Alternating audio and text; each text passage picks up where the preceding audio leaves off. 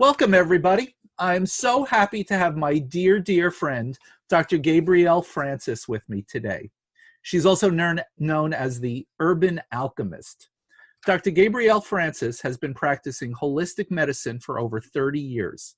She's a naturopathic doctor, chiropractor, acupuncturist, and massage therapist.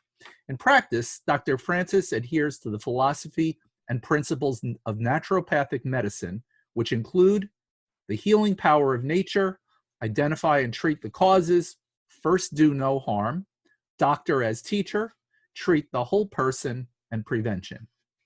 Gabrielle received her formal medical training at National College of Chiropractic and at Bastyr University. She also has extensive training in alternative cancer therapies, environmental medicine, functional medicine, mind-body medicine, and bioidentical hormone therapies. Following her formal medical education, Dr. Francis traveled extensively to various parts of the world, studying medicine with indigenous healers in countries such as China, India, Thailand, Bali, Brazil, Morocco, Peru, Guatemala, Ecuador, Belize, Mexico, Egypt, and Mali. Gabrielle currently practices in New York City as the Urban Alchemist and operates Backstage Alternative, which provides natural medicine to rock and roll performing artists on tour. Dr. Francis is the author of The Rockstar Remedy, a rock and roll doctor's prescription for health and longevity without missing the fun. A wonderful book, I might add. Thanks, Bob. Gabrielle Francis, rock and roll doctor and holistic physician, inspires new revolution in health by bringing the message of health in mind, body, and spirit to the masses. In her groundbreaking book, The Rockstar Remedy, she uses the platform of rock and roll to carry the torch, showing music fans and party lovers around the world that it is possible to maintain a high-octane, enjoyable lifestyle and be healthy too. How true.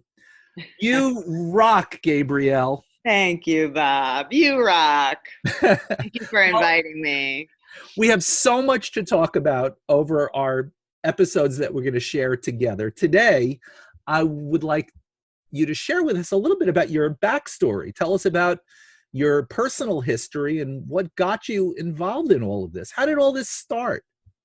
Well, I always tell people that healing is the only job I ever had. And it's, I don't know how to describe it except there was never any other option.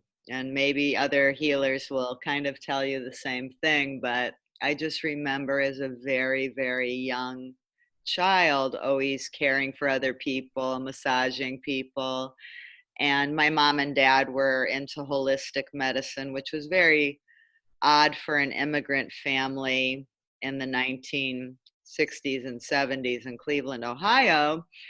But when I was growing up, when we went to the doctor, they only took us to naturopaths and chiropractors and holistic people. And we went to medical doctors very conservatively. So, by the time that I graduated from high school, I had already decided at that point that I wanted to be in medicine. And somewhere along the way in high school, I remember getting my first chiropractic adjustment and walking out of there going, I want to make people feel like that. It was just such a powerful experience that I was like, I want to be able to do that for people. So 17, graduate from high school a little early, and I decided I'm going to be a chiropractor. And I decided to go to massage school to work my way through chiropractic school doing massage. So I went to massage school. I was the youngest person in my class at that time. And in massage school, I was introduced to acupuncture and naturopathy. So really, I don't take this for granted because I know how hard it is for people to make decisions about what they want to do. But literally at the age of 18, I made that decision that I'm going to do all of it. And I just kind of weighed it all out. And I said, chiropractic is the way to start. most of the education from chiropractic can be transferred over. And so what I did was I worked my way through chiropractic school in Chicago doing massage, had a full-time practice. And then I moved out to, after I graduated from chiropractic school, I moved out to Seattle, where I went to Bastyr University, and I did a combined program of naturopathic medicine and acupuncture while I was running a full-time chiropractic practice. So I'm pretty good at multitasking. And what was cool about all of this is that everything was building on itself. So I had at a very young age the experience of kind of working with people on that intimate level, which was very profound.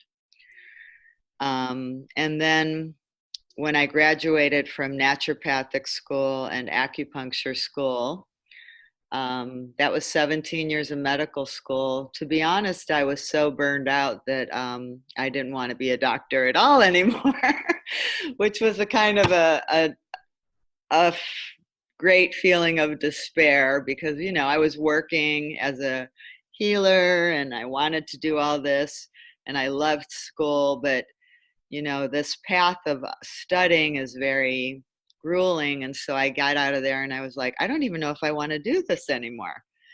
So if we go back to age 19, back at that age, that's when I first made it into the music industry.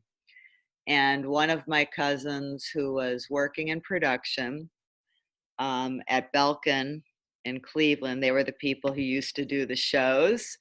She called me and she said, "Cuz, the boss is coming to town. He wants a massage and I volunteered you." And I was like, okay, that sounds cool. I wasn't even nervous. But at that point, you know, I worked on the band. And that was such a life changer because at that point, that just moved me into the music business. And whenever bands came to town, the production companies would call me. And so this whole time I was in school, I'm in school, I have my practice, I'm working on rock stars when they come into town. And finally, 17 years of medical school, I graduate, I go to Europe to find myself. And I found in the period of finding myself that I really do like to help people. I need to help people. That's how I identify myself.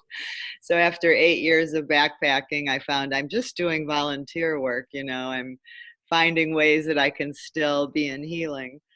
But at that point, one of the bands that I had worked with called me and said, not called, back then it was emailing, very new emailing. Emailed and said, "We heard you're in Europe. How would you like to get paid to travel?" And so the 1 year sabbatical turned into 15 years of touring as a doctor for rock groups on tour. And so that I ended up going out on tour for a few months, working on the band very intensely. And then I'd have a few months or a month or 6 months off until another band picked me up. And during that time is when I did my favorite part of my learning, which was I just started traveling around other countries, dropping myself into the culture and finding the healers and learning the healers all around the world. So I still do that when I travel, and that's so important and meaningful for me. And that's where my biggest passion lies, because I take these bits of those cultures and bring them back to my practice now. So it's been quite an adventure. That's kind of the outline of it, Bob. Wonderful. Can I ask you to name drop a few of the bands? Do you mind? I already gave you one. But I've worked on almost everybody. Okay, fair enough. Is it in your book? I'm trying to remember Well, if in the you book, mentioned. I wrote a book called The Rockstar Remedy. And basically, it's, you know, what I realized when I was touring is that, you know, all these tricks I was using to keep rock stars healthy on tour, because they wanted to party and have fun and travel and tour, but they really wanted to be healthy too, and they actually needed to be healthy in order to keep doing what they were doing. And so I realized when I came back to practice with normal people, um, is that normal people are living like rock stars too. They want to have fun, they want to party, they want to have dinners with their families, they want to go out, they want to travel, and they want to be healthy. So I was using a lot of those strategies that I used with bands on tour with my regular patients. And, I really believe that you have to meet people where they're at, find out their lifestyle, and work their health into that lifestyle so that they can make this work for the long haul. And I also believe that getting healthy should not be something grueling and loathsome, that it should be fun, that it's an adventure, that healing's a journey that you set off on. And that it's like an adventure all along the way. And I see this all the time with myself and with patients, how we grasp on and try different things, and it's really part of our process of internal healing, is the adventure of it. So I really appreciate that you described this as an outline, because we're going to have 3 sessions together, and each one of them is going to focus on a different part of this journey. So this is the basic sketch today. In our next session, we're going to talk about the individual people that you met in some of the various cultures that you mentioned, and then that formula that you described, both for rock stars and for the average person, of wanting to enjoy your life and also be healed at the same time. We're going to be talking about that formula during our 3rd session. But the part that I want to focus on here in the last couple of moments of this session is if you could tell us a little bit about your personal journey. And I've mentioned on this podcast, and certainly in my work in general, the importance of this. I guess you could describe it as the archetype of the wounded healer, that most of us who are in the healing profession or activities in one way or another, we began because there was something in us that needed to be healed, and that somehow that led us onto this path of being able to work with and share with others. So can you tell us anything Sure. about that? Well, of course. And I think that's a beautiful and a great question, whether you're a healer or anything else in life. I mean, we're all healers, aren't we, Bob? Yes. Um, and I always tell people that you don't need a degree to be a healer. Anybody who has contact with another human being and makes a connection to someone that makes them feel seen as a healer. But I grew up in an alcoholic family as the oldest child. So really, I took on at a very young age that my identity and my worth and my self-value was based on who I took care of and who needed me. So I think that made sense, that I wanted to kind of play that role out in my profession as well.